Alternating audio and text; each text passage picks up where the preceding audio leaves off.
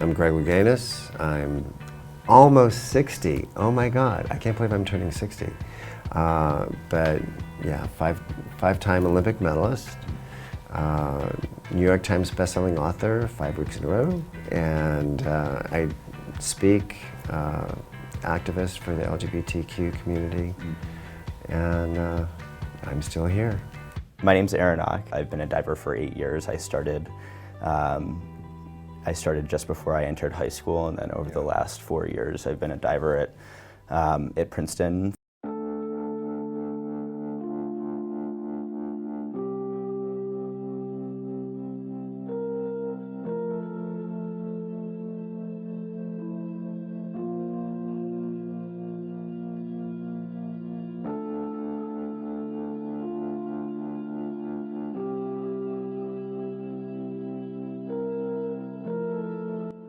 Back in the 70s, 80s, it really wasn't too cool to be in sports and be gay.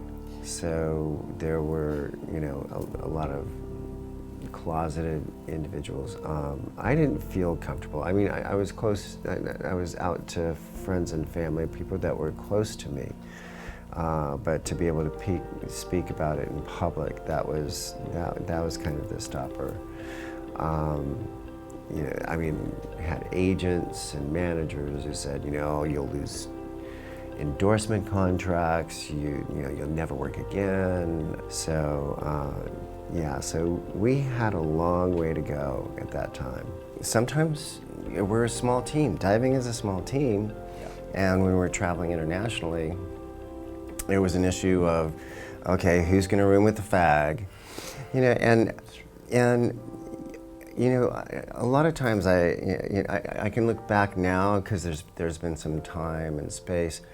A lot of those divers that I used to dive against, I really don't know how much of it was true homophobia. I think that very little was true homophobia. I think it was more jealousy because I was winning. I was winning at the time, so. They thought, well, maybe we can get him this way, Yeah.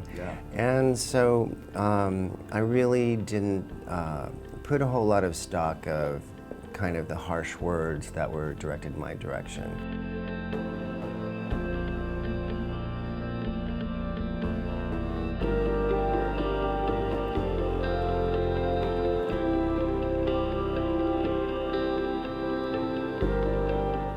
I really have. I obviously wasn't living during then. I was born in 1997. I'm only 21 years old after all. But it's just remarkable to me how much has changed since then. And I know that people say that often, but just to provide context, I had not just big figures like yourself. Who had done it a number of years before I ever had to, but there had been a couple of people, even at my high school, who had started blazing the trail well before, and I think it's so important to recognize how cumulative those effects are. Obviously, sort of the marginal power of the first people. The first visible figures like yourself, whether that be as a gay man or as an Olympic level person who's living with HIV, something that there are so many misperceptions about. That is, I mean, hearing those stories are incredibly important, but it provides such a strong foundation that people can keep building up higher and higher. My coach was an incredible ally of mine, and he was so supportive.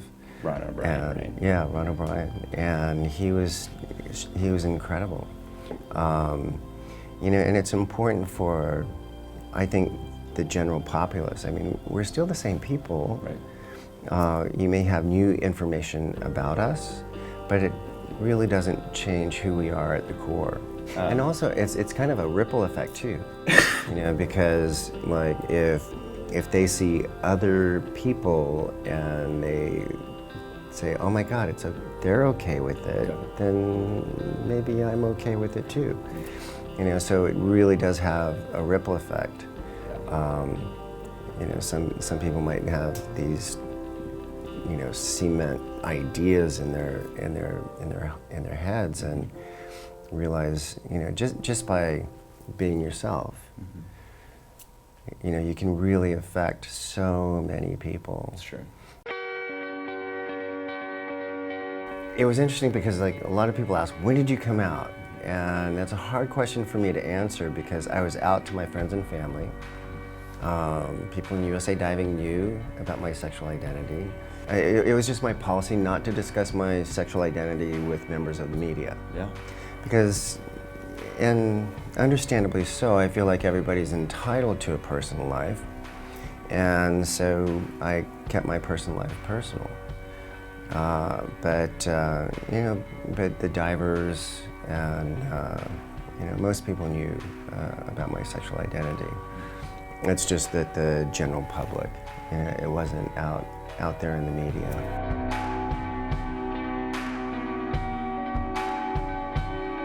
I was really worried about telling my dad and my brother.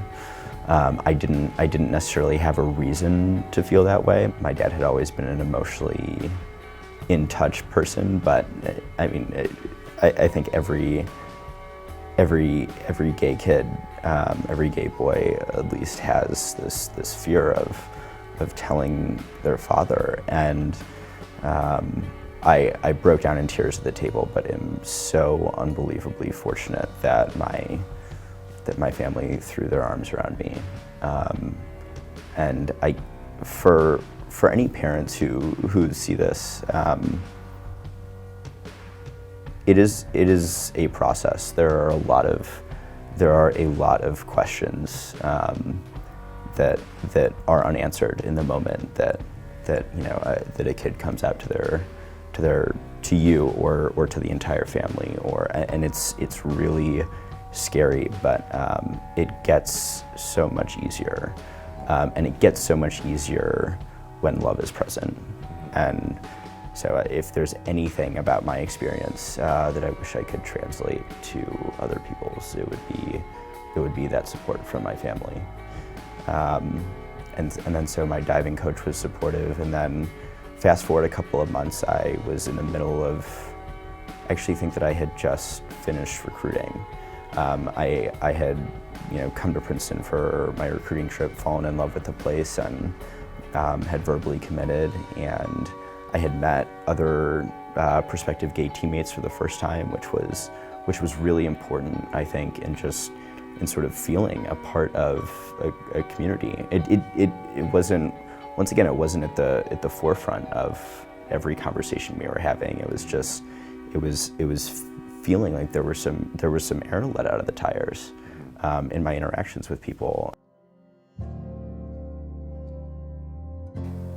The one thing that was really transformative for me, as far as my journey, you know, into being more of an activist and identifying more as an activist, was when I did my book, Breaking the Surface.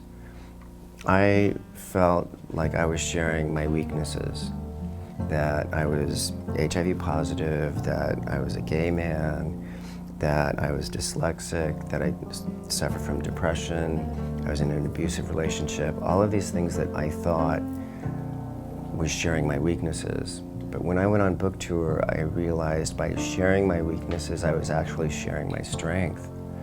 Because I had people coming to me and saying, you saved my life. People saying that I came out to my family about my sexual identity through your book. I came out to my family about my HIV status through your book.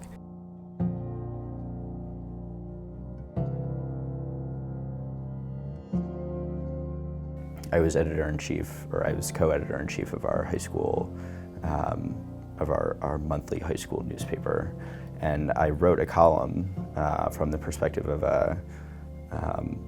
a closeted gay athlete, sort of calling for increased levels of intervention when there was homophobic language used, and for a heightened conscientiousness when heteronormative language was being used in the classroom and in the locker rooms and stuff like that. And so I think that from an early time I had this intuition of how prominent a role the cultures in which we're immersed affect our experiences. And that became very intertwined with my story. And then I think that definitely enabled me to feel comfortable in engaging and helping other people start to feel the same way. Whether that's in athletics, whether that's in spaces that they don't feel are particularly LGBT friendly. It became part of my story.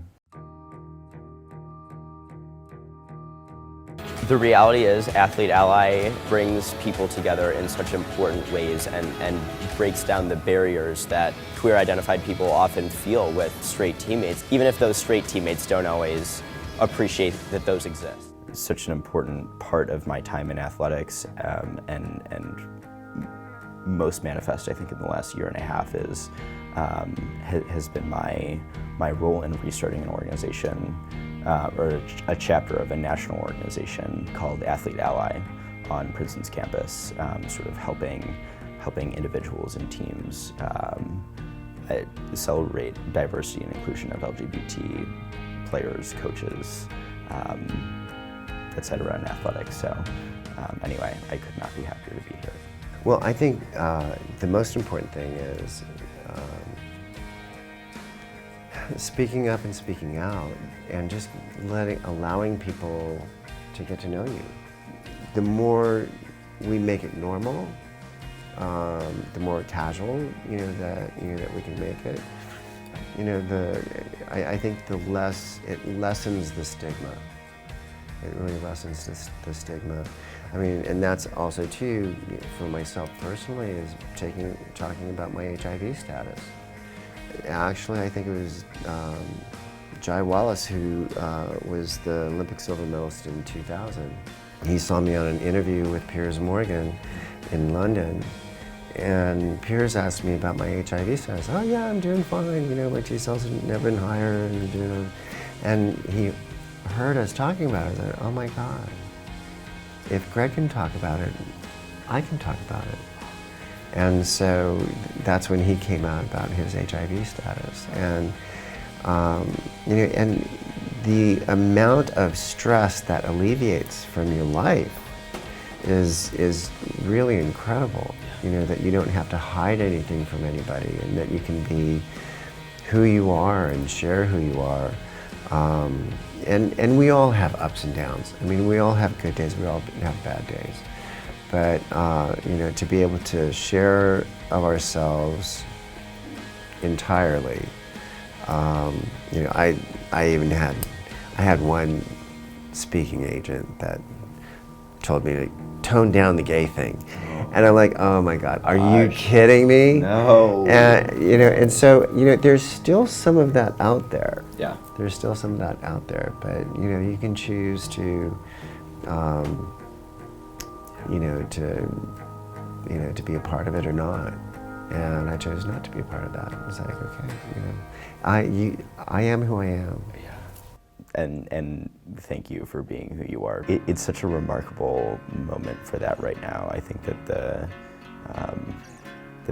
the power that particular representatives have of the gay community and also within the wider LGBT community. It's enormous. And also, our sexual identity is such a small part of us. We have so much more to offer. Yeah. We're not just the labels that we give each other. Every person is so much more than whatever label, black, white, green, whatever. Mm-hmm. Gay, lesbian, bi, transgender. The one thing that was interesting in my journey has been learning more about the trans community. because they're so marginalized, and especially trans women of color, Right. Trans people of color, and just their journey, and each journey is different. Yeah. So it's funny because like I do a lot of these events, and I said, look, belong to the LGBTQ plus community, and I know a lot about the G in the LGBT, Right, but yeah. you know, the rest of the letters, you know, I had to do a lot of homework and research and talking to people and getting to know people, and that's really key, that we connect on a human level and be empathetic to the challenges that each have.